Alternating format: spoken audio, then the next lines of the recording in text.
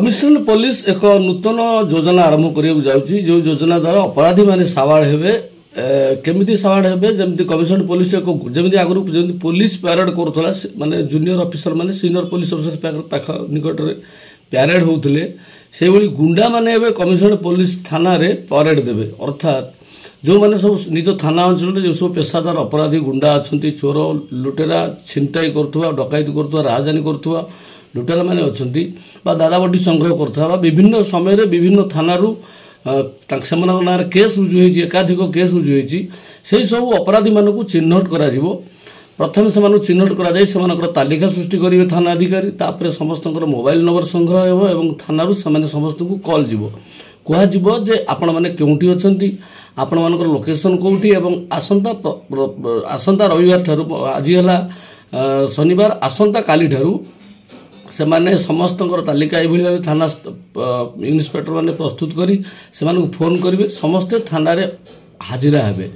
ए हाजिरा समय से पचरा जे से बर्तमान कौन कर किए जेल रू आसी जेल रू फेरला कौन कर मनिबा रोजगार माध्यम कौन से माने केमिति चलुचंती से माने जो मोबाइल नंबर रखिले से मोबाइल नंबर अच्छी ना किसी नुआ मोबाइल नंबर धरले यही सब विषय समस्त व्यक्तिगत तथ्य कमिशन पुलिस हासिल हासिल करिया से दस्खत माध्यम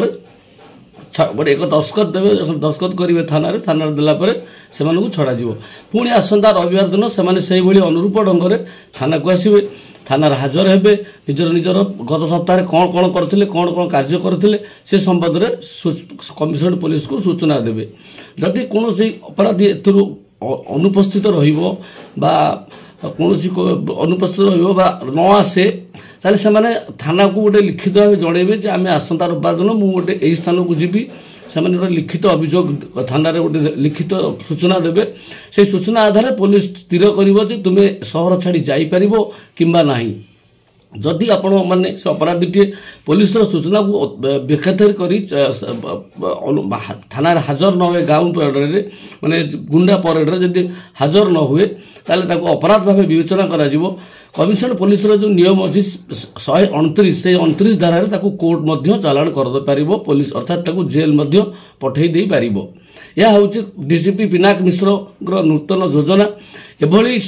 योजना पूर्व यूपी और बिहार पुलिस कर सारी गुंडा मानू साबाड़ करने उत्तर प्रदेश में योगी सरकार एभली रणनीति आपणाई रणनीति आपणाई करने मोहन सरकार गृह विभाग को निर्देश देवा बर्तमान प्रथम पदक्षेप स्वरूप भुवनेश्वर और कटक में एभली गुंडा परेड कार्यक्रम आरंभ होगा जाऊँगी।